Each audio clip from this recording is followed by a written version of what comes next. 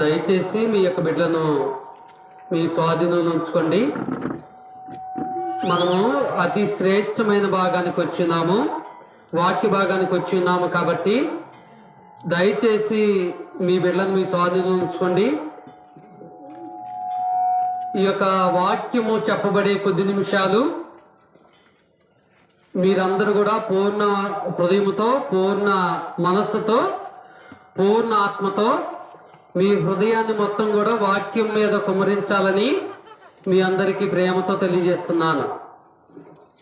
కాసేపు మన ఇంటి దగ్గర ఏం పరిస్థితులు ఉన్నాయో వాటన్నిటిని మర్చిపోండి.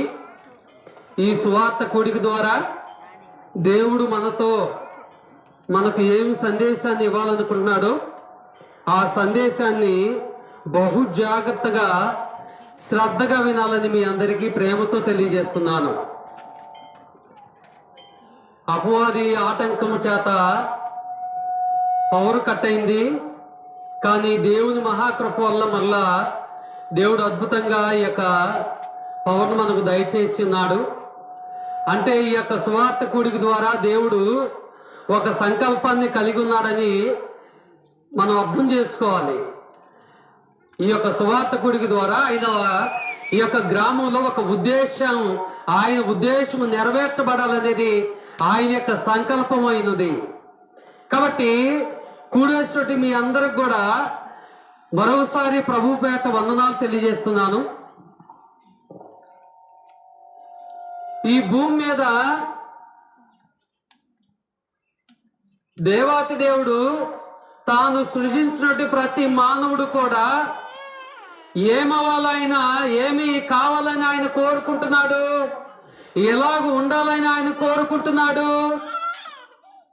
కొద్దిగా పాపను దూరంగా తీసుకున్నాడు. ఎలాగ ఉండాలని ఆయన కోరుకుంటున్నాడు. ఈ సృష్టిలో దేవుడు చేసేటి, తాను చేసేటి ప్రతి మానవుడు కూడా రక్షింపబడాలి. ప్రతి మానవుడు కూడా రక్షింపబడాలి. అంటే రక్షింపబడాలంటే ఆయన్ను తెలుసుకొని ఆయన వద్దకు వచ్చి ఆయన కుమారుని యొక్క వాక్యాన్ని విని అంగీకరించి ఒప్పుకొని మారు మనసు పొంది బాప్తిజం తీసుకోవాలి. అవునా కదా? దేవుడు తన యొక్క పరిశుద్ధ గ్రంథ లేఖనాల యొక్క ఉద్దేశం అదేనా కాదా? అయితే మొదటి తిమోతి 2వ అధ్యాయం 4వ వచనాన్ని గమనిస్తే మాటల ద్వారా కాదు కానీ నిజంగా పరిశుద్ధ గ్రంథ లేఖనాల ద్వారా దేవుడు అలాగే కోరుకుంటున్నాడా? మనందరం కూడా రక్షింపబడాలనేది ఆయన యొక్క ప్రణాళిక ఏందా అనేది మనం గమనించడానికి ప్రయత్నం చేద్దండి. మొదటి తిమోతి 2వ అధ్యాయము 4వ వచనము. మొదటి తిమోతి 2వ అధ్యాయం 4వ వచనము. ఆయన మనుషులందరూ రక్షణ పొంది సత్యమును గూర్చిన అనుభవ జ్ఞానం గలవారై ఉండాలని నిశ్చయించుచున్నాడు. ఆయన మనుషులందరూ రక్షణ పొంది, మనుషులందరూ అంటే నాకు అర్థం కావాలా? ఈ రక్షణ అనేది ఒక సామాజిక వర్గానికి సంబంధించిందా, ఒక కులానికి సంబంధించిందా, ఎవరికి సంబంధించిందండి? ఈ యొక్క రక్షణ అనేది సర్వమానవుల కొరకు సంబంధించింది.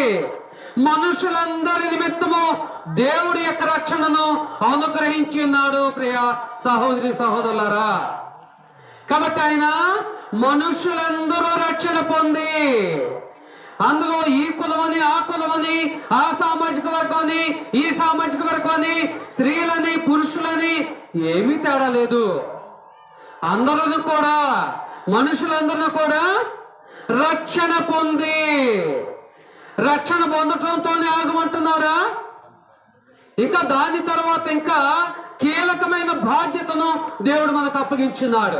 సత్యమును గూర్చిన అనుభవ జ్ఞానం గలవారై ఉండాలని. ఏంది సత్యము? యోహాను సువార్త 17వ అధ్యాయము 17వ వచనం ప్రకారము సత్యమందు వారిని ప్రతిష్ఠింపజేయడి నీ వాక్యమే. కాబట్టి ప్రియ సహోదరి సోదరులారా,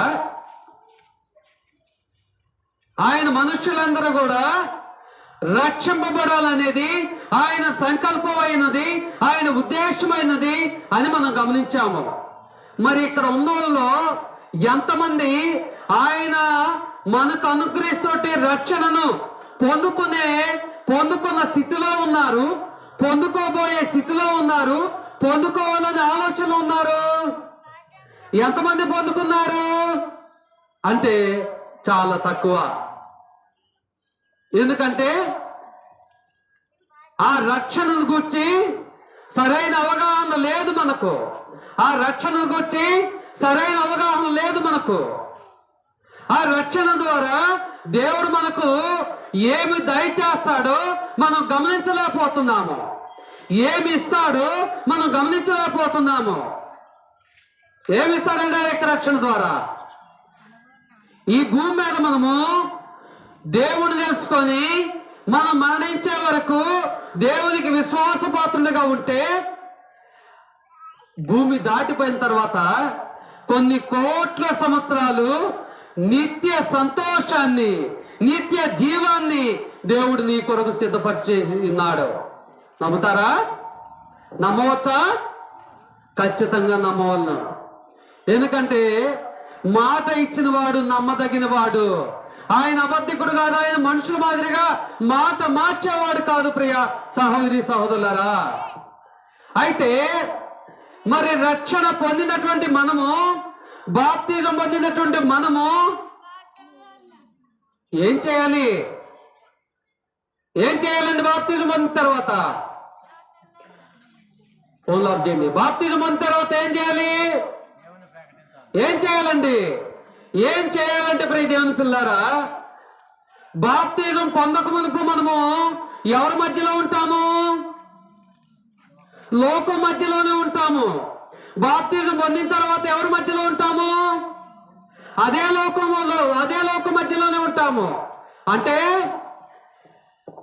మనం బాప్తిజం తీసుకున్న తర్వాత మనం నివసించే ప్రదేశం కానీ, మనం స్నేహం చేసే స్నేహితులు కానీ, మన బంధువులు కానీ ఎవరు కూడా మారరు. ఎవరు కూడా మారరు. వారు మన చుట్టూతోనే ఉంటారు.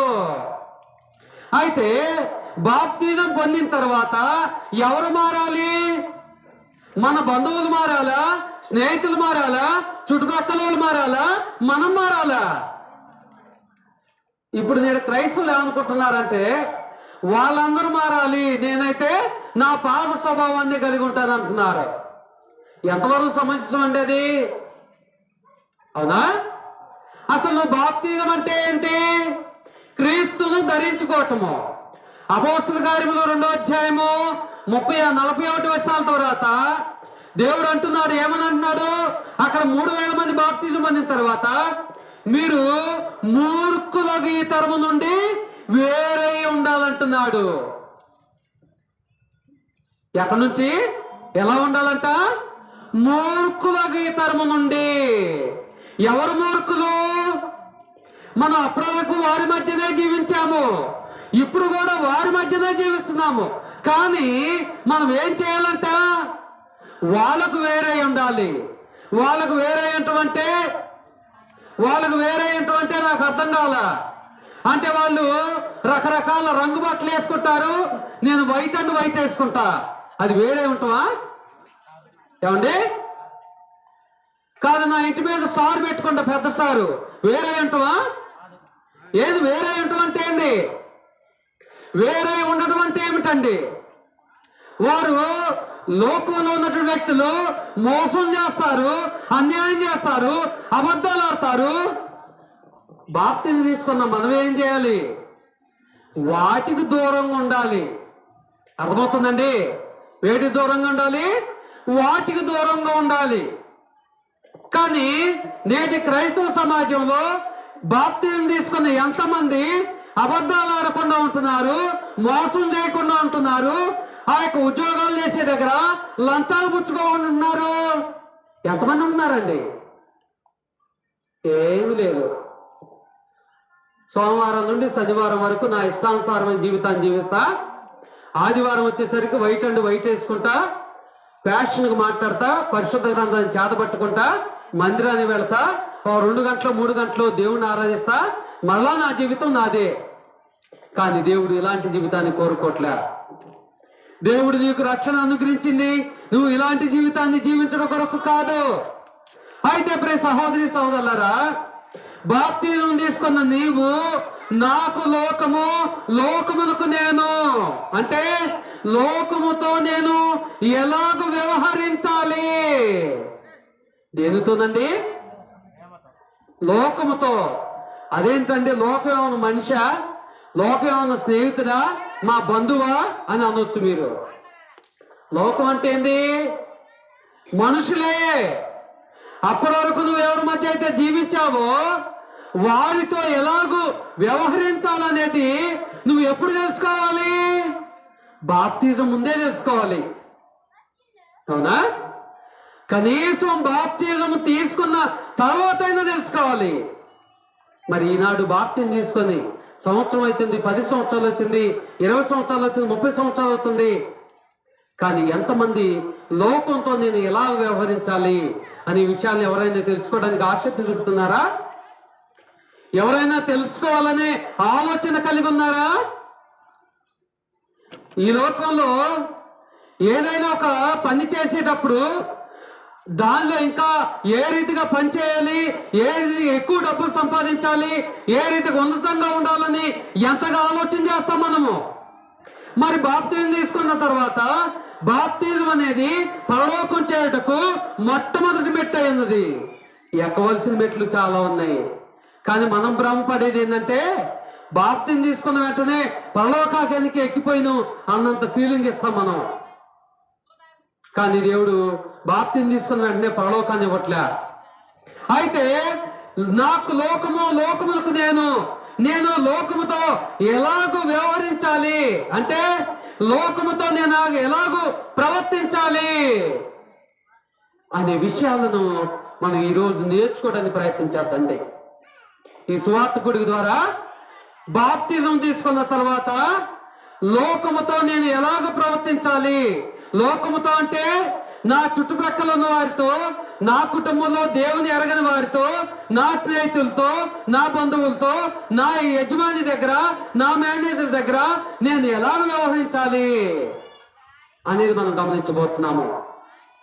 ఈ యొక్క లేఖన భాగము గల్తీ రాసిన పత్రిక 6వ అధ్యాయము 14వ వచనాన్ని మనం గమనిస్తున్నట్లయితే, గల్తీ రాసిన పత్రిక 6వ అధ్యాయము 14వ వచనాన్ని గమనిస్తున్నట్లయితే, ఈ 14వ వచనం నుంచి మనం తీసుకున్నామండి. నాకు లోకము, లోకములకు నేను అనేది.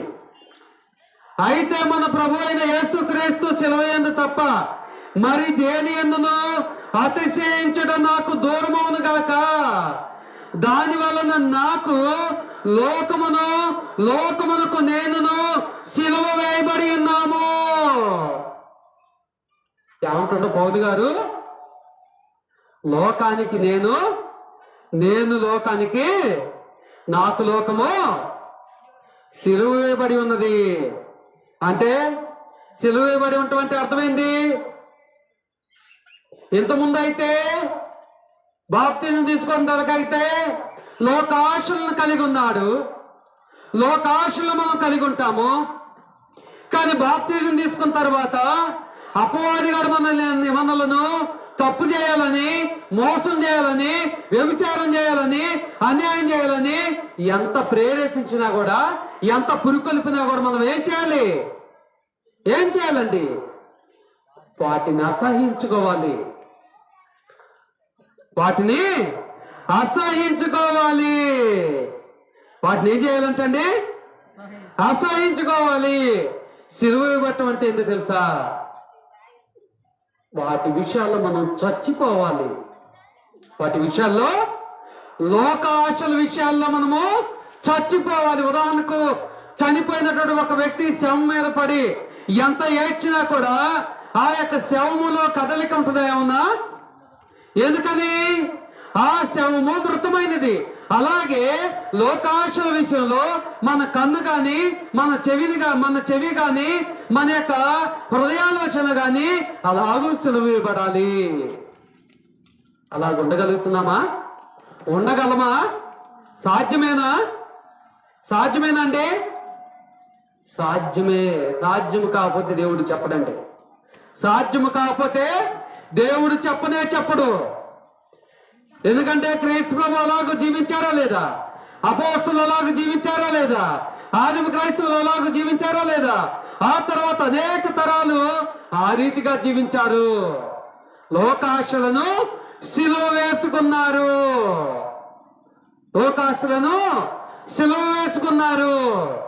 కాబట్టి ఇప్పుడు ఈ సహోదరి సోదరులారా, ఇక్కడ పౌలు గారు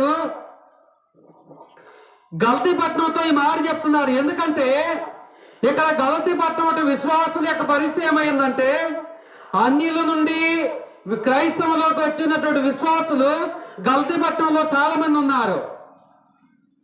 అయితే వాళ్ళు పౌలు గారేమో ఇప్పుడు నుండి సేవకుల మాదిరిగా ఒకే చోట ఉండి సువార్తను ప్రకటించే పరిస్థితి కాదు. ఆయన అనేక ప్రాంతాలకు వెళ్ళి సంఘాలను నిర్మించుకుంటూ ఆయన అనేకులకు ఆ బాధ్యతను అప్పగించుకుంటూ వెళుతూ ఉన్నాడు. అయితే ఆయన లేని సమయంలో అక్కడ ఉన్నటువంటి కొంతమంది దేవుని విరోధులు ఎలాగ చెప్తున్నారంటే, ఇదిగోయా మీరు బాప్తిజం పొందాలి, ఎప్పటి నుంచో ఉన్నది సున్నత అనేది, సున్నత కూడా పొందాలి. బాప్తిజం అనేది నిన్న మొన్న వచ్చింది, కానీ సున్నత అనేది ఇదిగో అబ్రహాం పొందాడు, ఇసాకు పొందాడు, అనేకులు పొందారు అని గజిబిజి చేస్తా ఉన్నారు. ఏం చేస్తా ఉన్నారు? గజిబిజి చేస్తా ఉన్నారు. కానీ పౌలు గారు ఏమన్నారంటే, వాళ్ళు ఎంత గజిబిజి చేసినా కూడా నాకైతే స్పష్టత ఉంది, లోకంతో నేను ఎలాగ వ్యవహరించాలనేది నాకు స్పష్టత ఉంది. గలతీ పట్టణం విశ్వాసులారా, మీకు స్పష్టత ఉందా అని ఆనాడు పౌలు గారు గలతీ పట్టణం విశ్వాసులను ప్రశ్నిస్తూ ఉన్నాడు ఈ యొక్క పత్రిక ద్వారా. ఈ స్వార్థిక కొడి ద్వారా దేవుడు ఇక్కడ కూర్చున్నటువంటి మనల్ని ఈ యొక్క శబ్ద యంత్రాల ద్వారా వినే ప్రతి ఒక్కరిని కూడా ప్రశ్నిస్తూ ఉన్నాడు. బాప్తిజం తీసుకున్న తర్వాత లోకముతో నువ్వు ఎలాగ వ్యవహరించాలో, ఎందుకంటే మోసం చేసే విషయంలో నీ మనసు ఎలాగుంటుంది, కామంతో చూసే విషయంలో నీ మనసు ఎలాగుంటుంది, అబద్ధాలు ఆడే విషయంలో నీ మనసు ఎలాగుంటుంది అనేది నీకు అర్థమవుతుందా? ఎలాగ వ్యవహరించాలనేది దేవుడు తెలియజేశాడు. దేవుడు తెలియజేసిన సమాచారాన్ని నువ్వు గ్రహించుకోవడానికి ప్రయత్నం చేస్తావా? ఈ సహోదరి సహోదరుడా, ఏం చేసుకోవడానికి ప్రయత్నం చేయాలి? గ్రహించుకోవడానికి ప్రయత్నం చేయాలి. కాబట్టి ఇప్పుడు ఈ సహోదరి సహోదరులారా, ఒకసారి ఆలోచన చేసుకోండి. నేటి క్రైస్తవ సమాజంలో చాలా దౌర్భాగ్యకరమైన విషయం ఏంటంటే, దురదృష్టకర విషయం ఏంటంటే, బాప్తిజం తీసుకుంటున్నారు, ఎంతో ఆసక్తితో బాప్తిజం తీసుకుంటున్నారు, కానీ ఆ యొక్క ఆసక్తి అనేది కడ వరకు ఉండట్లేదు. ఆ యొక్క ఆసక్తి అనేది కడ వరకు ఉండట్లేదు. ఎందుకయ్యా కారణం అంటే, బాప్తిజము ఏ కారణం చేత తీసుకోవాలో కూడా చెప్పట్లేదు సరైన విధానంలో. అపోస్తల కార్యములు 2:38 ప్రకారము బాప్తిజం ఎందుకొరకు తీసుకోవాలని దేవుడు చెప్తాడు? కేవలము పాపక్షమాపణ నిమిత్తం మాత్రమే. ఈ లోకంలో పెళ్లిళ్ళ కొరకు, ఉద్యోగాల కొరకు, రోగాల కొరకు, కుటుంబ సమస్యల కొరకు అనేక రకాలుగా బాప్తిజాలు తీసుకుంటూ ఉన్నారు. అంటే పరలోకం కొరకు బాప్తిజం తీసుకుంటే మన గురి ఎక్కడ ఉంటుంది? పరలోకం మీదే ఉంటుంది. ఈ లోకం కొరకు, లోకంలో ఉన్న వాటి కొరకు తీసుకుంటే వీటి మీదే ఉంటుంది గురి. అందువల్ల చాలా మంది లోకంతో ఎలా వ్యవహరించాలో తెలుసుకోలేకపోతున్నారు. లోకంతో ఎలాగ వ్యవహరించాలో తెలుసుకోలేకపోతున్నారు ప్రియదేవుని పిల్లారా.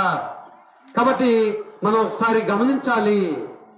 ఎందుకంటే లోకంతో ఎలాగ వ్యవహరించాలనేది దేవుడు అనాది కాలంలోనే చెప్పినాడు ప్రియదేవుని పిల్లారా. అయితే క్రైస్తవునికి లోకంతో గల సంబంధం ఏమైనదో ఒకసారి మనం గమనించడానికి ప్రయత్నం చేద్దండి. క్రైస్తవునికి లోకంతో గల సంబంధము ఏంటండి? క్రైస్తవునికి లోకంతో గల సంబంధము, మనం బాప్తిజం తీసుకున్న తర్వాత మనం ఎక్కడ ఉంటాము? బాప్తిజం తీసుకున్న తర్వాత ఎక్కడ ఉంటామండి? తిరిగి మళ్ళా మన గృహానికి మనమే వస్తాం, అవునా? మన యథాస్థితిలో, మన చుట్టుప్రక్కల ఉన్నవారు వాళ్ళు యథాస్థితిలో ఎప్పుడున్నవారు అప్పుడే ఉంటారు. ఎందుకంటే బాప్తిజం తీసుకున్న తర్వాత మనల్ని దేవుడు ఒక ఐలాండ్ లో పెట్టట్లా తీసుకుపోయి, అయ్యా నేను ఏ పాపం చేయకుండా ఉంటా ఐలాండ్ లో పెడతా అంటే కలవదండి. ఎందుకంటే లోకంలోనే ఉండాలి, కానీ నువ్వు ప్రత్యేకింపబడిన వాడిగా ఉండాలి. లోకంతోనే ఉండాలి, నువ్వు పరిశుద్ధుడిగా ఉండాలి. సాధ్యమా? ఖచ్చితంగా సాధ్యమే.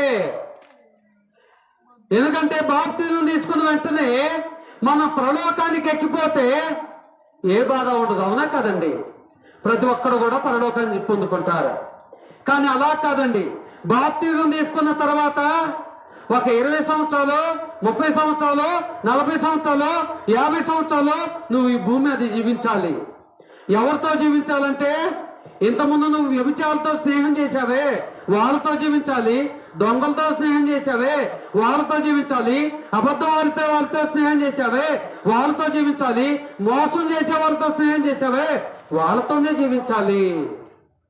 కానీ ఇంతకుముందు అయితే వాళ్ళతో కలిసి నువ్వు పాలుభాగస్తుడిగా ఉన్నావు. ఇప్పుడైతే వాళ్ళకు భిన్నంగా ఉండాలి. వాళ్ళకి ఎలాగ ఉండాలి? భిన్నంగా ఉండాలి. భిన్నంగా ఉండాలంటే నీవు దేవునిలో బలపడాలి. భిన్నంగా ఉండాలంటే దేవుడు లోకముతో ఎలాగూ వ్యవహరించమంటున్నాడో, ఎలాగూ ఉండమంటున్నాడో ఆ లోకముతో ఉండాల్సిన విధానాన్ని నువ్వు తెలుసుకుని ఉండాలని దేవుడు తెలియజేస్తున్నాడు. ప్రియ సహోదరి సోదరులారా, కాబట్టి ప్రియ సహోదరి సోదరులారా, మనం లోకంలోనే జీవించాలి. యోహాను సువార్త 10వ అధ్యాయం 10వ వచనాన్ని గమనిస్తే, మనం బాప్తిజం తీసుకున్న తర్వాత మనం అదే స్థితిలో ఉంటాం. మన చుట్టుప్రక్కల ఉన్నవారు అదే స్థితిలో ఉంటారు. కానీ మనం ప్రత్యేకింపబడిన వారిగా ఉండాలి. ఎలా ఉండాలి? ప్రత్యేకింపబడిన వారిగా ఉండాలి. ప్రత్యేకింపబడిన వారిగా ఉంటూ లోకాశలను వీడాలి. దేని వీడాలి? వేటిని వీడాలి? లోకాశలు అంటే ఏంటండి? శరీరాశ, నేత్రాశ, జీవపుడంబము. ఏంది శరీరాశ? శరీరాశ ఏందండి? ఫలాని ఐశ్వర్యం, ఫలాని వాళ్ళు లోకంలో ఉన్నారు, ఇదిగో వాళ్ళు లోకస్తులుగా బ్రతుకుతున్నారు, వాళ్ళు మంచి వస్త్రాలు దొడుకుంటున్నారు, ఇదిగో మేము కూడా మంచి వస్త్రాలు దొడుక్కోవాలి. అలాగే చేయాలంటే అన్యాయంగా సంపాదించాలి. నేత్రాశ, కంటితో చూసిన ప్రతి దాన్ని అనుభవించాలి, అనేది నేత్రాశ. జీవపుడంబము, ఇదిగో వాళ్ళు 2 అంతస్తుల బిల్డింగ్ కట్టారు, ఇదిగో వాళ్ళు 5 లక్షలు పెట్టి కారు కొన్నారు, నేను వాళ్ళకంటే డబ్బులు 3 అంతస్తులు వేయాలి, 10 లక్షలు పెట్టి కారు కొనాలి అని లోకాశలు పోవటము. నిజంగా దేవుడు మనకు స్థితి ఇస్తే ఇవన్నీ కలిగి ఉండటం తప్పు కాదు. కానీ దేవుడు ఇవ్వకుండా, దేవుడు ఇవ్వాలనే ఉద్దేశము లేనప్పుడు మనము లోకస్తులతో పోటీ పడి ఇవన్నీ నాకు కూడా కావాలి దేవా అని దేవుణ్ణి డిమాండ్ చేయటం తప్పు, అది పాపము. కాబట్టి ప్రియ దేవుని పిల్లారా, ఒకసారి ఆలోచన చేసుకోండి. యోహాను సువార్త 17వ అధ్యాయం 15వ వచనాన్ని గమనిస్తే, ఇక్కడ సందర్భం ఏంటంటే క్రీస్తు తండ్రిని వేడుకుంటున్నాడు. ఎందుకు? ఎవరి నిమిత్తం అంటే అపోస్తులు మరియు వారి సువార్త విన్నవారిని గూర్చి క్రీస్తు ప్రార్థిస్తున్నాడు. అయా, వాళ్ళు పాపం చేయకుండా ఉండాలంటే వారిని లోకంలో నుండి తీసుకెళ్ళమని నేను చెప్పట్లేదు, కానీ దుష్టుల నుండి తప్పించు అని క్రీస్తు ప్రార్థిస్తున్నాడు. ఎవరి నుండి? దుష్టుల నుండి. యోహాను సువార్త 17వ అధ్యాయము 15వ వచనము నిజంగా మాట ఉందో లేదు చూడండి, గమనించండి. యోహాను సువార్త 17వ అధ్యాయము 15వ వచనము,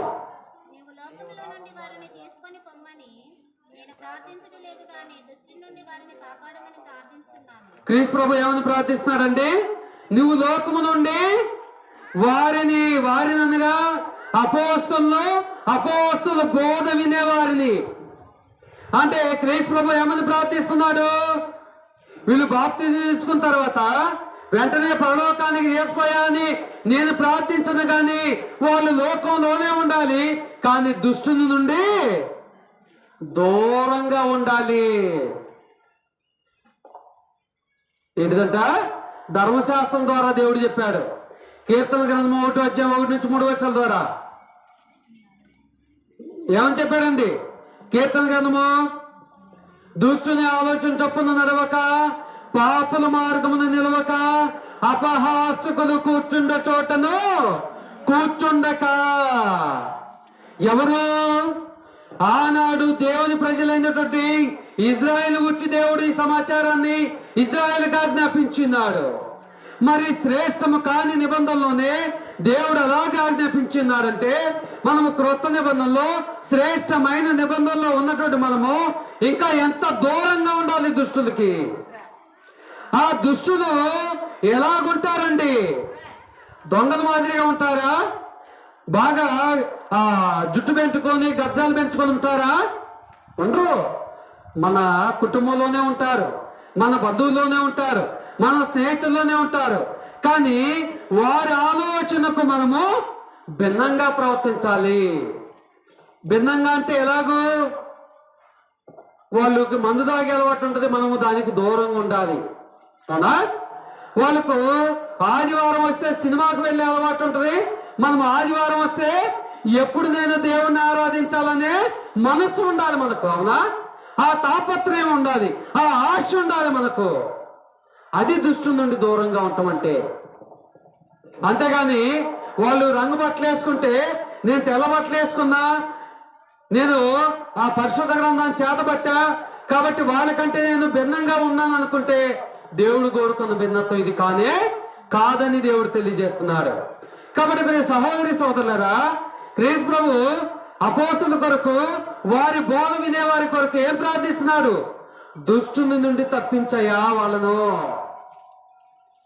అవునా?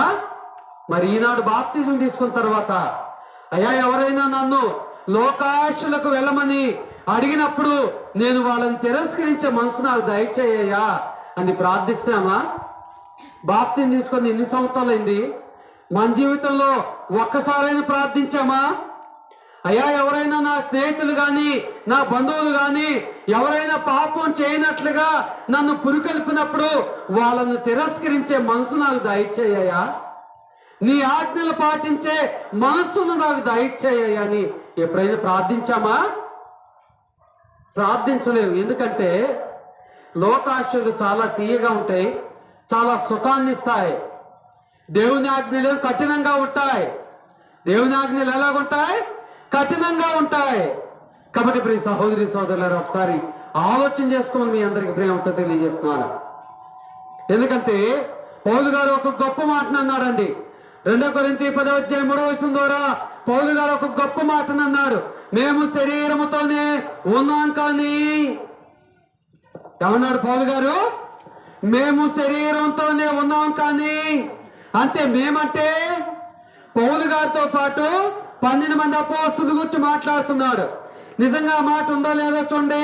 2 కొరింథీ 10:3 ప్రతి ఒక్కరు కూడా గమనించండి. 2 కొరింథీ 10:3 2 కొరింథీ 10:3 ప్రతి ఒక్కరు కూడా గమనించండి. మేము శరీరధారమై నడుచుకొనుచున్నను, శరీర ప్రకారము యుద్ధము చేయము. యుద్ధం చేయమంటే ఏంటిదండి?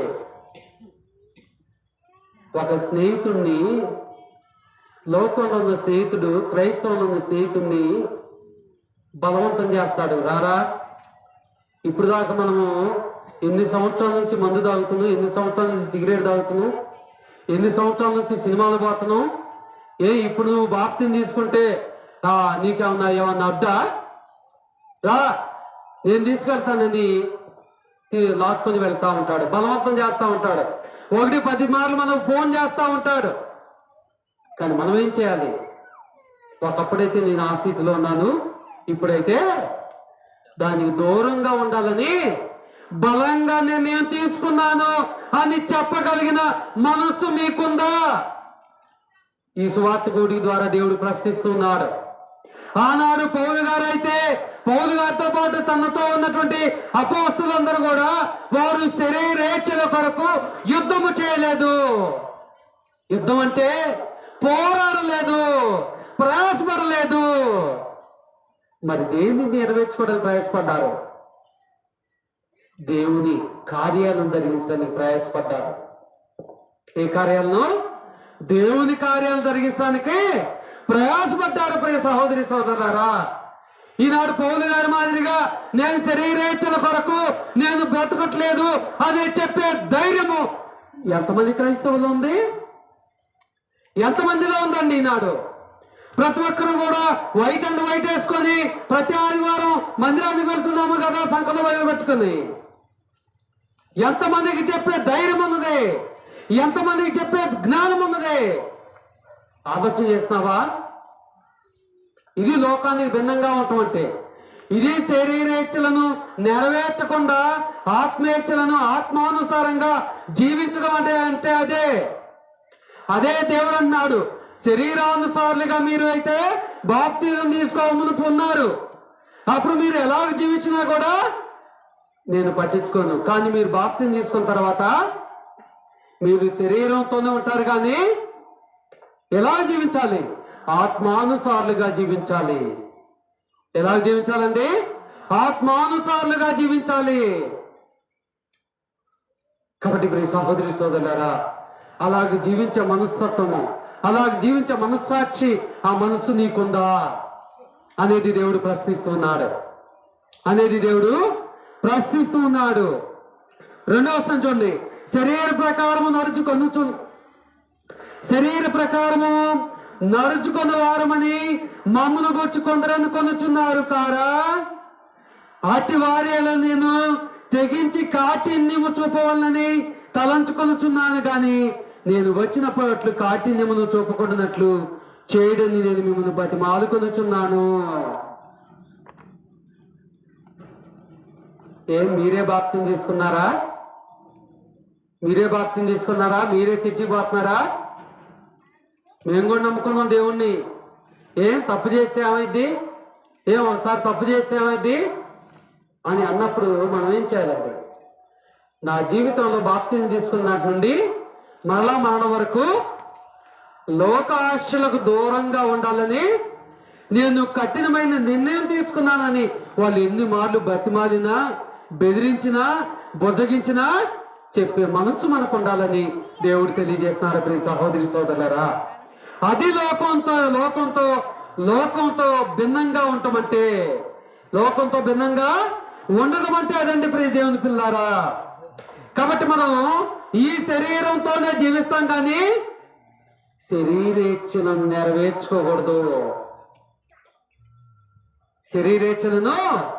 నెరవేర్చుకోకూడదు. ఇంకా మనం గమనించినట్లయితే మనం పరదేశుల వలె ఉండాలని దేవుడు కోరుతున్నాడు. ఎవరి వలె? పరదేశుల వలె అంటే ఒక ఊరి నుండి మరొక ఊరికి నివసించడానికి వస్తారు నూతనంగా కుటుంబాలు. ఆ చుట్టుప్రక్కల ఉన్న వారికి ఎవరితో పరిచయం ఉండదు. ఎంత జాగ్రత్తగా, ఎంత భయముతో జీవిస్తారు.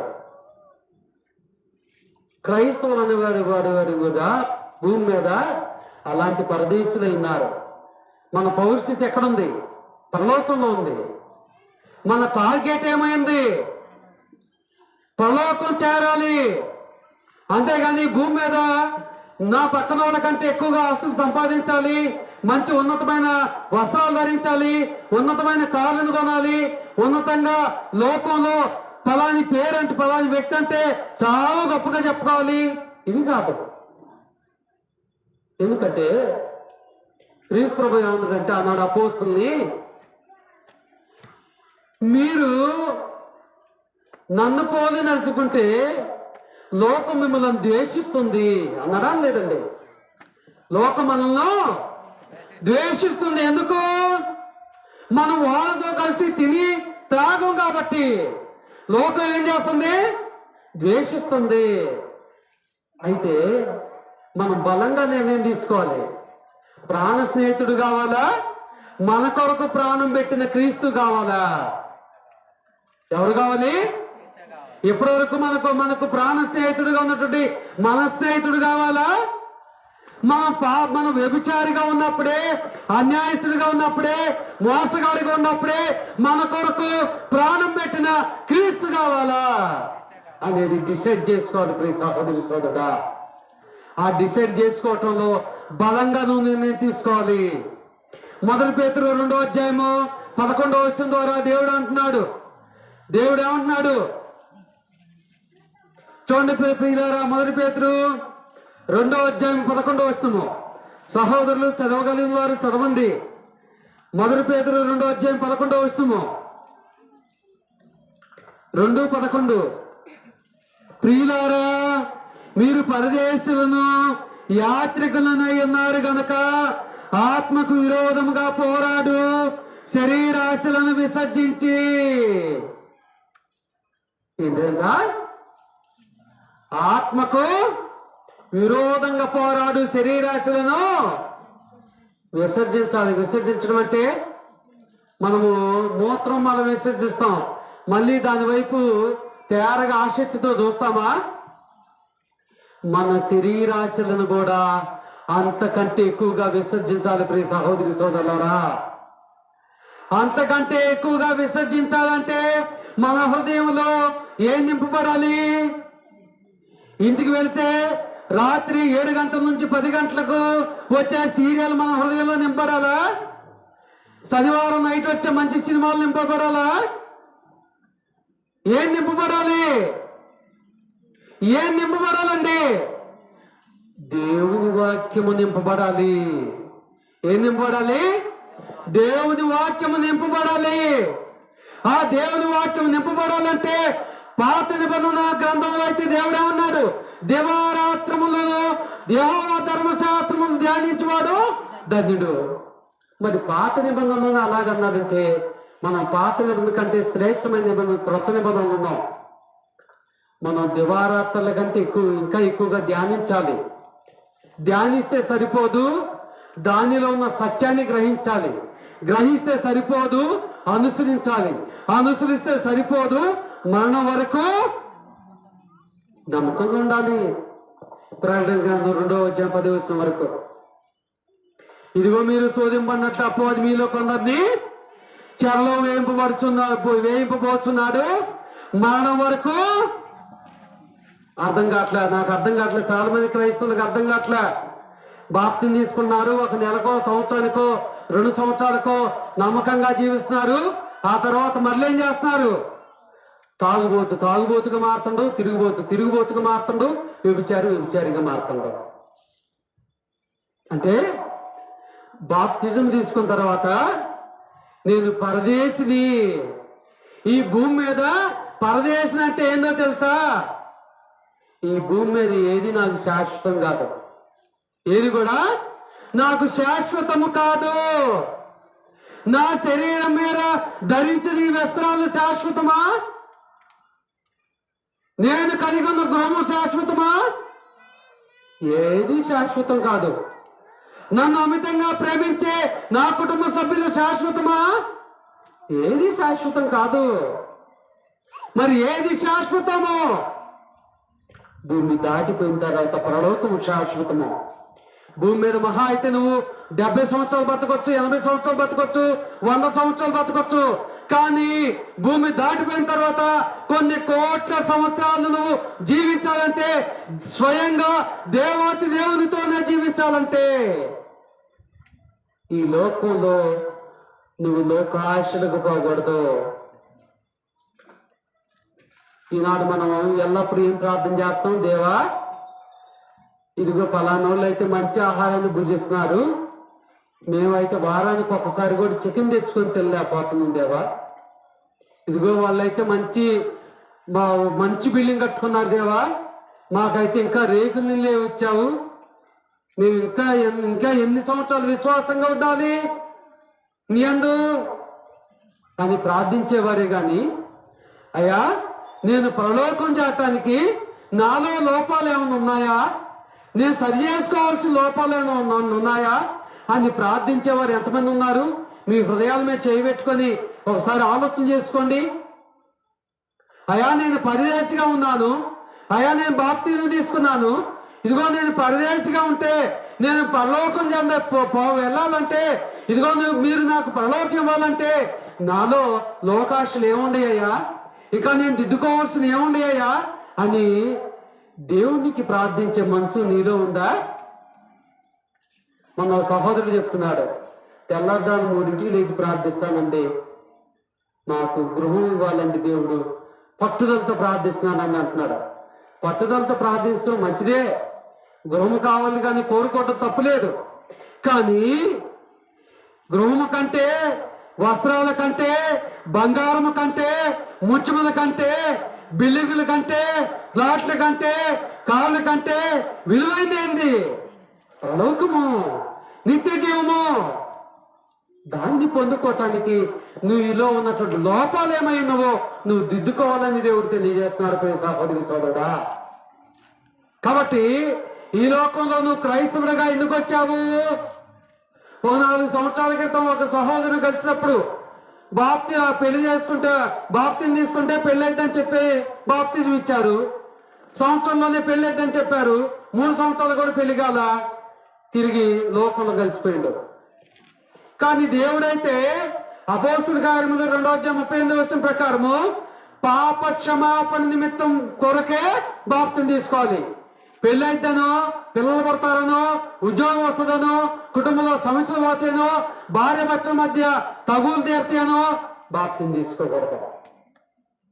అంటే చాలా మంది కూడా ఎలాగో బైబిల్లో ఉన్న సత్యాన్ని చెప్పట్లేదు కాబట్టి వాళ్ళకి తెలియట్లే. కానీ దేవుడు ఏం తెలియజేస్తున్నాడంటే మనందరి చేతుల్లో బైబిల్ ఉంది.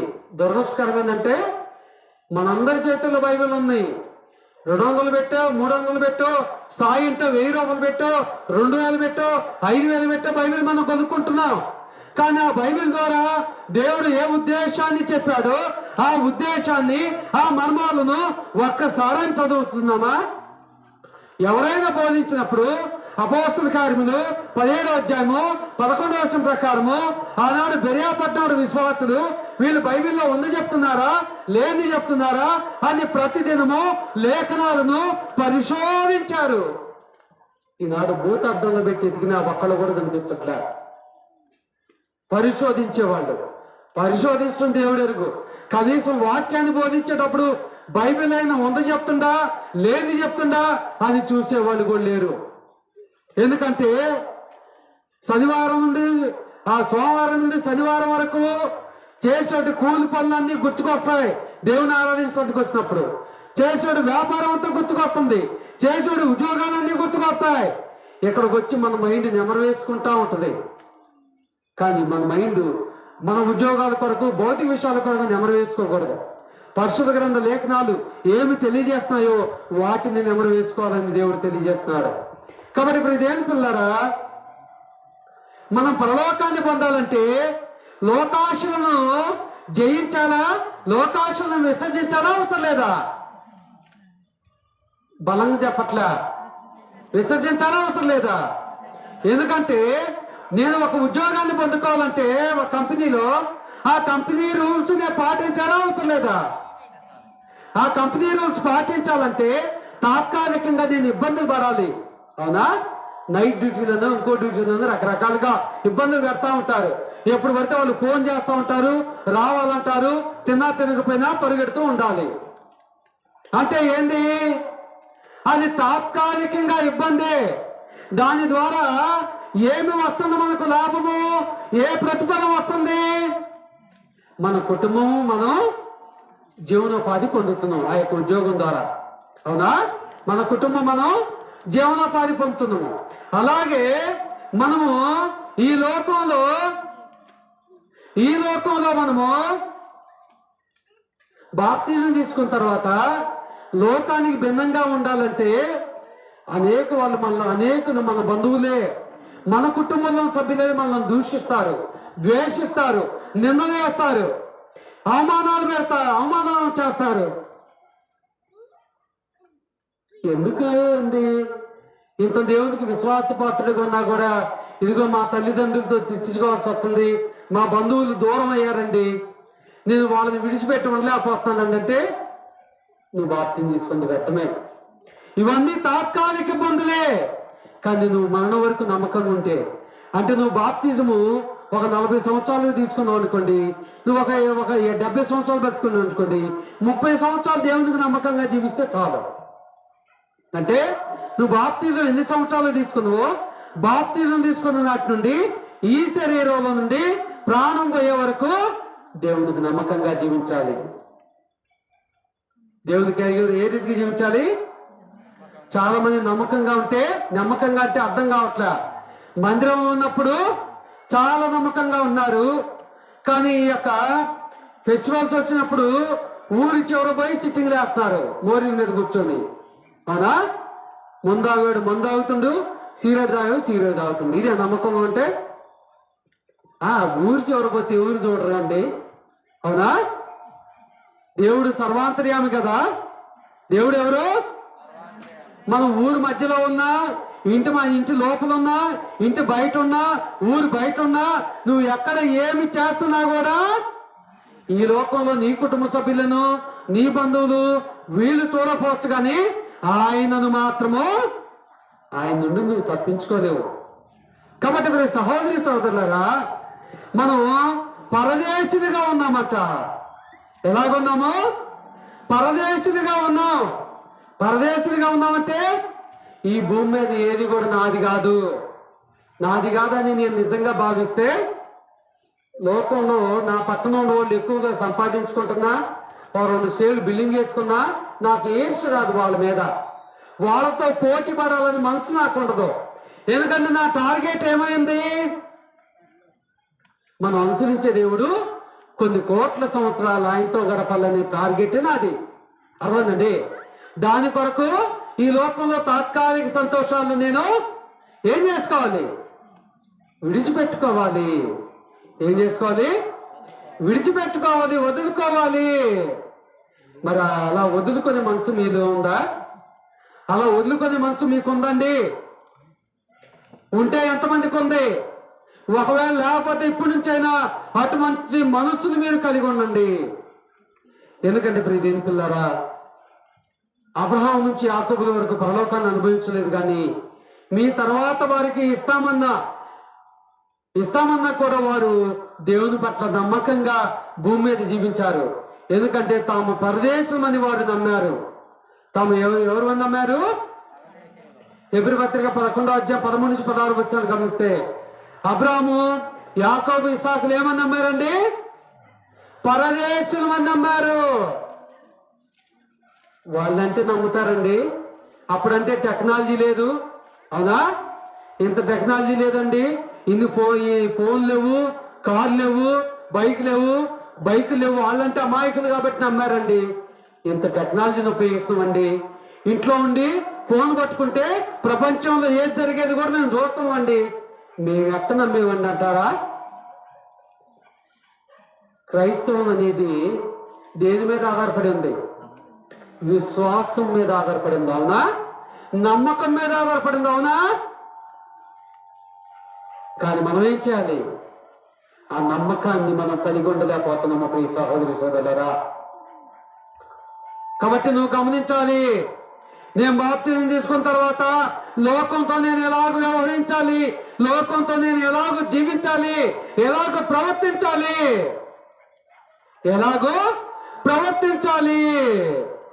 అనేది మనం గమనించాలి ప్రియమైన పిల్లరా.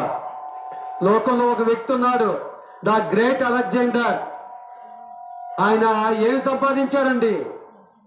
లోక రాజ్యాలన్నిటినీ జయించాడు, వశపరుచుకున్నాడు. అవునా? కానీ చివరికి ఏం చేశాడు? ఎలాగ సమాజం అన్నాడు? చేతులు ఎందుకొరకండి? ఇదంతా నేను చేసిపోతున్నాను అర్థమా? ఒట్టి చేతులతో పోతున్నా. ఇదిగో నా దగ్గర మంచి జ్ఞానం గల, ఎంతో ఉన్నత విద్య చదివినటువంటి ఉన్నతమైనటువంటి డాక్టర్లు ఉన్నారు. వారు నా ప్రాణాన్ని కాపాడలేకపోయారు. ఇదిగో నేను లోకరాజ్యాలన్నిటిని జయించాను, అవి కూడా కాపాడలేకపోయినాయి. ఎన్నో మార్లు మనం చదువుకుంటూ ఉంటాం, కానీ పోనీ మన బిడ్డలు చెప్తున్నప్పుడైనా వింటాం, కానీ ఆ విన్నప్పుడే మనం ఆ కాసేపు అవునా మన పరలోకాన్ని చేరుకోవాలంటే లోకాశలను మనము జయించాలా, లోకాశలకు భిన్నంగా జీవించాలా అని అనుకుంటాం, కానీ మళ్ళా ఆ సందర్భం వచ్చినప్పుడు యథారాజా తదా ప్రజ. కానీ అలాగుండకూడదని దేవుడు తెలియజేస్తున్నాడు. అలాగూ ఇంకా మన జీవితం లోకం కొరకు కాదు. బాప్తిజం తీసుకున్న తర్వాత మన జీవితం ఎవరి కొరకు కాదు, లోకం కొరకు కాదు. లోకం కొరకు అంటే లోకంలో నీ భార్య ఉండొచ్చు, నీ భర్త ఉండొచ్చు, నీ కుమారులు ఉండొచ్చు, నీ తల్లిదండ్రులు ఉండొచ్చు, ఎవరైనా ఉండొచ్చు. అర్థమండి? అపవాది గాడు ఎవరో ఒకరి ద్వారా శోధిస్తాడు. కాబట్టి మనం ఏం చేయాలి? నా భార్య ఎప్పుడు అడగలేదండి, ఆదివారం సినిమా రమ్మని అడిగింది, కాదని లేకపోయిందని వెళ్ళాలా దేవుని ఆరాధించకుండా మాని కాదండి. మా బంధువులు ఎప్పుడూ రారండి, రాక వచ్చారండి, దాదాపుగా 4 సంవత్సరాల తర్వాత వచ్చారండి, ఆదివారం వచ్చారండి, ఒక్క ఆదివారం మానేస్తే ఏమవుతుందని అనుకోవాలా? కాదు కాదు.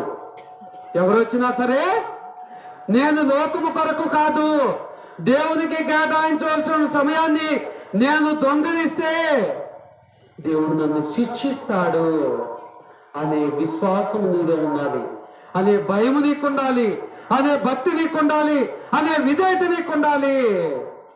ఎంతమందిలో ఉంటుంది? ఎంతమందిలో ఉంటుందండి ఈ యొక్క విశ్వాసము?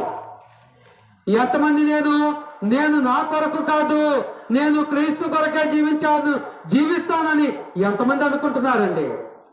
ఎందుకంటే ఇక్కడ నీకు నాకు మంచి పేరు సంపాదించుకోవడానికి కాదు, క్రీస్తు కొరకు జీవించడానికి దేవుడు నిన్ను ఏర్పాటు చేసుకున్నాడు. ఎవరి కొరకు? క్రీస్తులోకి గలతీ పత్రిక 3వ అధ్యాయం ద్వారా దేవుడు చెప్తున్నాడు, క్రీస్తులోనికి బాప్తిజం పొంది మీరందరూ క్రీస్తును ధరించుకొని ఉన్నారు. క్రీస్తును ధరించుకొని ఉండటం అంటే అపవాది గారు ఎన్ని మార్లు శోధించాడండి క్రీస్తు ప్రభువుని. ఎన్ని రకాల ఆశలు చూపించాడు. శరీరాశ, నేత్రాశ, జీవపుడమ్మము. అవునా? చూపించారా చూపించలేదా? బాప్తిజం పొందిన వెంటనే అరణ్యానికి కొనిపోబడి క్రీస్తు ప్రభువు దొంగాడండి. అంటే మనం దొంగతున్నాం అంటే మనం దేనికి ఆశపడుతున్నామని అర్థము? లోకాశలకు ఆశపడుతున్నామని అర్థము. లోకంలో మంచి గొప్ప పేరు తెచ్చుకోవాలని మనం ఆశపడుతున్నాము. ఉదాహరణ మనం గమనిస్తే ఇండియన్ ఆర్మీలో పనిచేయడానికి మన ఊరు నుండి కొంతమందిని సెలెక్ట్ చేసుకున్నారు. వారు కొన్ని నెలల తర్వాత, సంవత్సరాల తర్వాత మళ్ళీ మన ఊర్లో కనిపిస్తా ఉన్నారు, అటు ఇటు తిరుక్కుంటూ. మనం ఏమంటామండి? ఏ అబ్బాయి బాగున్నావా, బాగున్నావా అంటావా? అదేందయ్యా నిన్ను ఇండియన్ ఆర్మీలో పనిచేయడానికి తీసుకుపోయారే, నువ్వు బోర్డర్లో కదా కాపలా కావాల్సింది, మళ్ళీ మన ఊరికి వచ్చావేంది అని అంటవా? అంటే ఇక్కడ దాని అర్థం ఏంది? ఇండియన్ ఆర్మీలో పనిచేయడానికి తీసుకెళ్తే వాళ్ళ పని ఏమైంది? మళ్ళా కొన్ని నెలల తర్వాత, సంవత్సరాల తర్వాత వాళ్ళ యొక్క ఊర్లోకి వచ్చి తిరగాలని కాదు, అక్కడ దేశం కొరకు ఆ బోర్డర్లో వాళ్ళు పటిష్టమైన బందోబస్తుని కొనసాగించాలి. అదే రీతిగా బాప్తిజం తీసుకున్నటువంటి మనము ఎలాగుండాలండి? ఎలాగుండాలి? మనము మన యొక్క ఆశలు కానీ, మన ఆకాంక్షలు కానీ ఎల్లప్పుడూ కూడా 24 hours ఎలాగుండాలి? పరలోకాన్ని చేరడానికి ఇంకా నాలో ఏమన్నా లోపం ఉందా? నాలో ఏమన్నా అవిధేయత ఉందా? ఇదిగో నేను లేచిన దగ్గర నుంచి పడుకునే వరకు దేవునికి విరోధంగా మాట ద్వారా కానీ, క్రియ ద్వారా కానీ, చూపు ద్వారా కానీ ఏమన్నా పాపం చేశానా అని మనము ఒకసారి మనల్ని మనం చెక్ చేసుకుంటూ పోవాలి. అవునా కదా? కాబట్టి మన గురి ఏమైనది? ఒకవేళ మనం చనిపోయిన తర్వాత తీర్పు తర్వాత లోకస్తుల మాదిరిగా మనం కూడా నిత్య నరకంలో ఉంటే ఏమంటారండి అప్పుడు లోకస్తులు?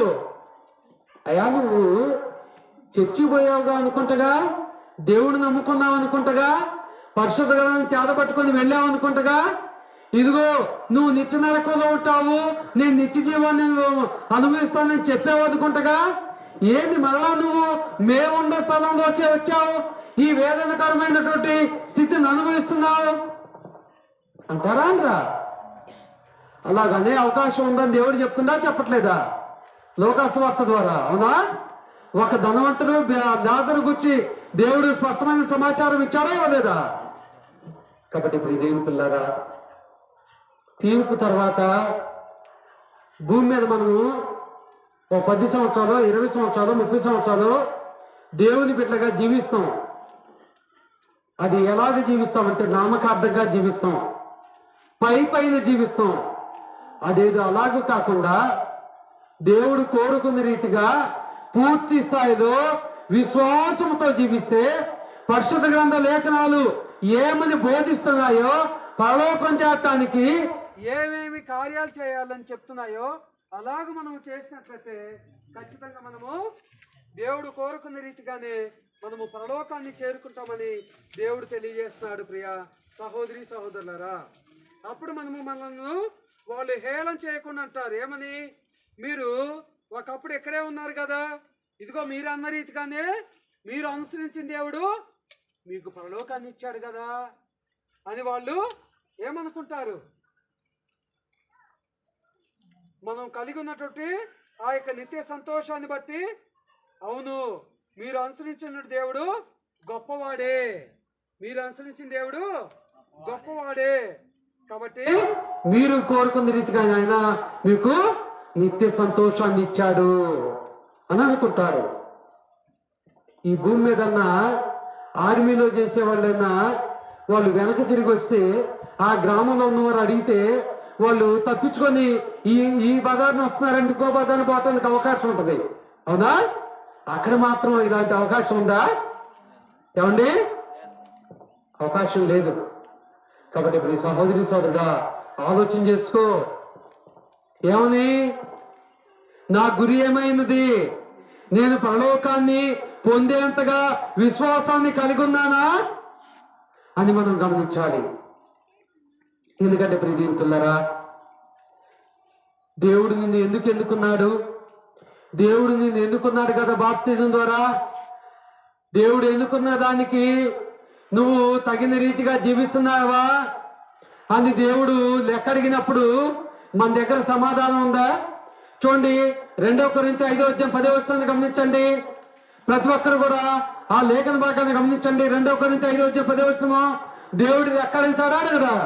ఎందుకనగా తాను జరిగించిన క్రియలు చొప్పున అవి మంచివైనా సరే చెడ్డవైనా సరే దేహముతో జరిగించిన ప్రతి దానికి క్రీస్తు న్యాయపీఠం ఎదుట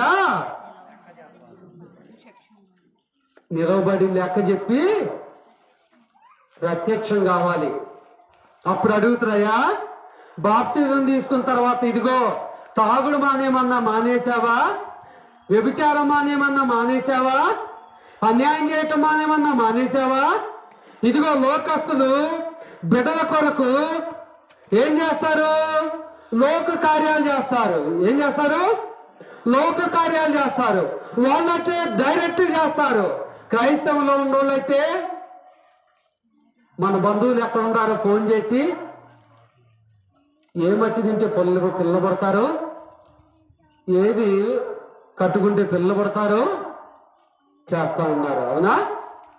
అంటే నేటి క్రైస్తవ సమాజంలో ఉన్న వారు లోకానికి భిన్నంగా జీవించాల్సిన వారు ఏం చేస్తూ ఉన్నారు? లోకస్తులతో కంటే హీనంగా ప్రవర్తిస్తున్నారు. అవునా? ఆనాడు గలతీ పట్టణం విశ్వాసుల్ని ఏ రీతిగా అయితే బాప్తిజం తీసుకోవాలి, సున్నతి పొందాలి అని 2 పడవల మీద కాళ్ళు వేస్తున్నారు.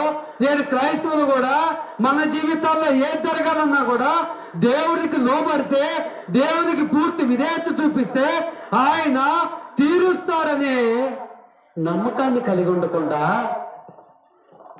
ఎవరు చూడలేదని దూరంగా బంధువుల దగ్గర పోయి లోకాచారాలన్నీ పాటిస్తున్నారు. మళ్ళీ విశ్వాసులు కనపడ్డప్పుడు ఏందోనమ్మా ఇంత విశ్వాసంగా ఉంటున్నాం కానీ దేవుడు మా ప్రార్థన ఆలకించట్లేదని చెప్తా ఉంటారు. వాస్తవంగా వీళ్ళు నికార్సుగా ఉంటున్నారా విశ్వాసంలో అంటే, విశ్వాసంలో నిజాయితీగా ఉంటున్నారంటే ఉండట్లేదు. మరి దేవుడు ఎందుకు మిమ్మల్ని ఆలకించాలి? ఎందుకు మిమ్మల్ని ఆలకించాలండి? అవునా? కాబట్టి ప్రియ దేవుని పిల్లరా, ఒకసారి ఆలోచన చేసుకోండి. మనం క్రీస్తులాగా జీవించడం కొరకే మన ద్వారా తన వాక్యాన్ని లోకంలో నశించిపోతున్న వారికి ప్రకటించడం కొరకే దేవుడు మనల్ని ఏర్పాటు చేసుకున్నాడు. అర్థమైందండి? లోకంలో ఉన్న వారి వద్దకు పోయి నేను బైబిల్ తీసుకొని ఇదిగోండి నేను క్రైస్తవుణ్ణి, బైబిల్ బాగా చదువుతా, నీ ఎదుట బోధిస్తా అంటే వాళ్ళు వింటారండి? మనల్ని చేర్చుకుంటారా? మరి దేవుని వాక్యాన్ని ఎలాగో బోధించాలి, ఎలాగ ప్రకటించాలండి? మనము అన్ని లేదట, లోకత్తు లేదట, మనమే ఒక బైబిల్గా ఉండాలి. ఏంటండి అంటే గాంధీ తాత మాదిరిగా రంగేసుకొని కర్ర తీసుకొని ఉంచోవాలా? కర్ర తీసుకొని ఉంచుంటే గాంధీ తాత అనుకున్నట్టుగా మనం కూడా బైబిల్ అక్షరాలన్నింటినీ మన ముఖం మీద మొత్తం ప్రింటింగ్ వేసుకొని ఉండాలా? అన్యాయం చేసే మనసు విషయంలో, కోప్పడే మనసు విషయంలో, మోసం చేసే మనసు విషయంలో ఎలాగ ఉండాలి? నువ్వు లోకానికి భిన్నంగా ఉండాలి. ఎలాగుండాలి? చాలా మంది క్రైస్తవ సమాజంలో అన్యాయం చేసేవారు ఎక్కువ. మరి ముఖ్యంగా ఉద్యోగాలు చేసేవాళ్ళు, క్రైస్తవ ఉద్యోగాలు లంచాలు తీసుకునేవారు ఎక్కువ. మన స్థలం దగ్గర పోతే ఒక కుటుంబం చెబుతుంది, వాళ్ళు క్రైస్తవులండి, ఆయన క్రైస్తవుడండి, ఎప్పుడో బాప్తిని తీసుకోండి, ఆ కార్యాలయంలో ఆయన ఎక్కువ లంచాలు తీసుకుంటాడండి. ఏంటది? దేవుడు నిన్ను పోషించడా? దేవుడు నీకు ఉద్యోగాన్ని ఇచ్చింది నిన్ను నీ కుటుంబాన్ని పోషించండి కదా. నువ్వు ఆశ్రయించే దేవుడు అసమర్థుడా? ఏంది మరి? లోకానికి భిన్నంగా ఎలాగ జీవిస్తున్నావు? ఎప్పుడు జీవిస్తుంది? మనం లోకంలో ఉన్న వాళ్ళు లంచాలు తీసుకుంటున్నారు, నీవు లంచాలు తీసుకుంటున్నావు. పైకి వచ్చి ఆదివారం వచ్చి చాలా పరిశుద్ధంగా మాట్లాడతావు. ఇవన్నీ దేవుడు చూడలేదా? కాబట్టి ప్రియ సహోదరి సోదరులారా, ఒకసారి ఆలోచన చేసుకోండి. ఇంకా మనం గమనిస్తే పౌలు గారు ఏమంటున్నాడంటే, నా జీవితము ఎవరి కొరకు అంటున్నాడు? గల్తీ పత్రిక 2వ అధ్యాయం 20వ వచనాన్ని గమనించండి. గల్తీ పత్రిక 2వ అధ్యాయము గలతీ 2:20. నేను క్రీస్తుతో కూడా సిలువ వేయబడి ఉన్నాను, ఇకను జీవించువాడును నేను కాను, క్రీస్తే నా యందు జీవించుచున్నాడు. నేనిప్పుడు శరీరమందు జీవించుచున్న జీవితము నన్ను ప్రేమించి నా కొరకు తన్ను తాను అప్పగించుకొనిన దేవుని కుమారి అందలే విశ్వాసము వలన జీవించుచున్నాను. అలాగ మాట్లాడే ధైర్యం నీకుందా ఇవాళ? ఏమండి, అలాగ మాట్లాడే ధైర్యం నీదో ఉందా? నీకుందా? పౌలు గారికి ఏమర్థమైందో తెలుసా? ఈ లేఖనం ద్వారా బాప్తిజం తీసుకున్న తర్వాత నా జీవితం ఎవరికి అంకితం? నాకు ఇష్టమైన నా భార్య కొరక, నేను అమితంగా ప్రేమించిన నా బిడ్డ కొరక, నన్ను కన్ను నా తల్లిదండ్రుల కొరక, నా ప్రాణాన్ని ఇచ్చిన నా స్నేహితుల కొరక కాదు, నా కొరకు ప్రాణం పెట్టిన క్రీస్తు కొరకే. అలా జీవించాడా జీవించలేదా? చూడండి, అలా జీవించాడా జీవించలేదా? చూడండి, ఆయన 2 కొరింథీ 11వ అధ్యాయము 25 నుంచి 29 వర్షాలు మనం గమనిస్తే, ఆయన సువార్త ప్రకటించే విషయంలో అవసరమైతే తన ప్రాణాన్ని పోయినా కూడా లెక్క చేశాడు, దాక్కున్నాడు పోయి. ఎన్నో శ్రమలు పడ్డాడండి. మీరు ఇంటికి వెళ్ళిన తర్వాత చదువుకోండి, సమయం లేదు మనకు. 2 కొరింథీ 11వ అధ్యాయము 25 నుంచి 29 వర్షాలు చదువుకోండి. ఇంకా మనం ముందుకు వెళితే అపోస్తుల కార్యములు 21వ అధ్యాయము, అపోస్తుల కార్యములు 21వ అధ్యాయము, అపోస్తుల కార్యములు 2 కొరింథీ 11వ అధ్యాయంలో ఆయన క్రీస్తు వాక్యాన్ని ప్రకటించే వరకు ఎన్నో దెబ్బలు తిన్నాడు, ఎన్నో అవమానాలు పొందాడు. అవన్నీ కూడా ఉంటాయి. అది మనం గమనించడానికి చాలా సమయం పడుతుంది. ఇంటికి వెళ్ళిన తర్వాత చదువుకోండి. అపోస్తుల కార్యములు 21వ అధ్యాయము 4వ వచనాన్ని గమనించండి.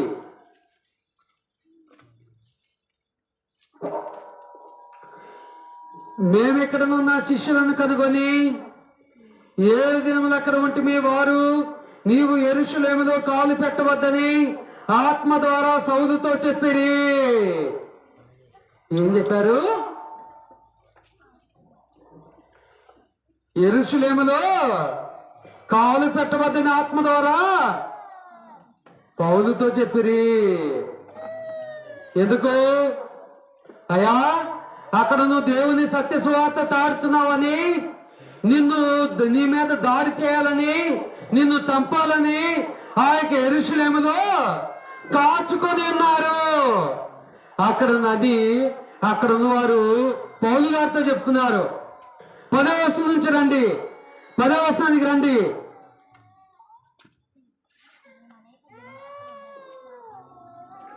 మేము అనేక దినములు అక్కడ ఉండగా అగబు అను ఒక ప్రవక్త యోదయ నుండి వచ్చెను. అతడు మా ఎదుకు వచ్చి పౌలు నడికట్టు తీసుకొని తన చేతులను కాళ్ళను కట్టుకొని యెరూషలేములోని యూదులు ఈ నడికట్టు గల మనుష్యుని ఇలాగ బంధించి అన్య జనుల చేతికి అప్పగించుతురని పరిశుద్ధాత్మ చెప్పుచున్నాడని. ఈ మాట వినినప్పుడు మేమును అక్కడ వారును యెరూషలేమునకు వెళ్ళవద్దని అతని బతిమాలు కొంచెమే గాని. పౌలు గారిని ఏమన్నారు? పక్కనుండోళ్ళు, అయ్యా వెళ్ళొద్దయ్యా, వెళ్తే వాళ్ళు మిమ్మల్ని చంపేస్తారయ్యా, ఇది ఇలాగ బంధిస్తారయ్యా అని అన్నాడు. కానీ పౌలు గారి ఉద్దేశం ఏందో చూడండి, పౌలు గారి సమాధానం ఏందో చూడండి. చూడండి పౌలు గారి సమాధానం ఏందో చూడండి. పౌలు ఇదెందుకు? మీరు ఏడ్చి నా గుండె బద్దలు చేసేదేలా, నేనైతే ప్రభు అయిన యేసునామం నిమిత్తము యెరూషలేములో బంధింపబడుటకు మాత్రమే కాక చనిపోటకు సిద్ధముగా ఉన్నానని చెప్పాను.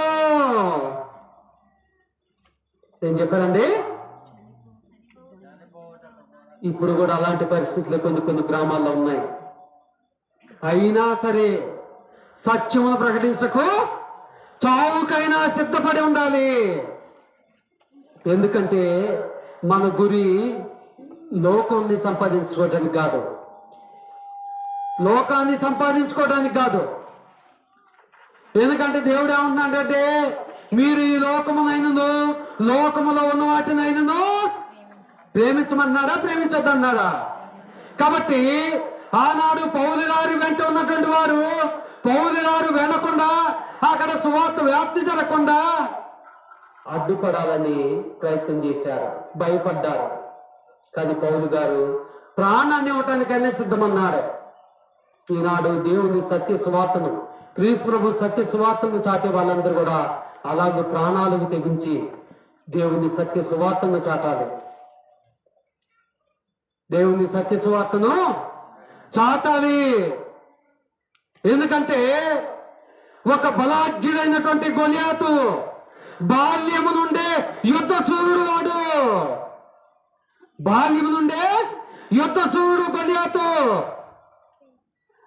మొదటి సమయం 17వ అధ్యాయం మీరు చదువుకుంటూ వెళితే ఆ సౌలు అంటున్నాడు, ఇజ్రాయేల్ మొట్టమొదటి రాజు అయిన సౌలు, దావీదా నువ్వు బాలుడవు, అతను బాల్యం నుండే యుద్ధ సూర్యుడు, యుద్ధ వీరుడు. నువ్వు అతని మీద జయిస్తావా? నువ్వు అతని మీద యుద్ధానికి పోతావా? నీవు అతని మీద యుద్ధానికి పోతావా అన్నాడు. చూడండి, అన్న తర్వాత ఏమన్నాడు?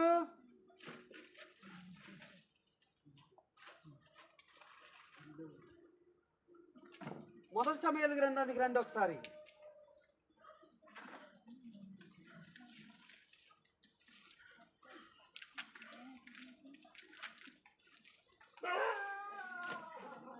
మొదటి సమూయేలు గ్రంథం 17వ అధ్యాయము.